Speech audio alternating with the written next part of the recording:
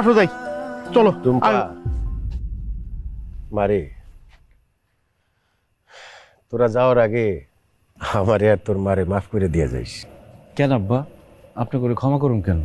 যখন আমি বুঝতে পারলাম যে তুমি তোমার বাবার সাথে ঝামেলা করে আমার বাড়িতে একবারে উঠে আসছো, তখন আমার মনে হইল যে তোমারে যদি আমি অতিরিক্ত আদর আপ্যায়ন করি, খাতির যত্ন করি, তাইলে তুমি কিছুতেই বুঝতে পারবা না যে তোমার বাবা মা তোমার কত পরম ধন।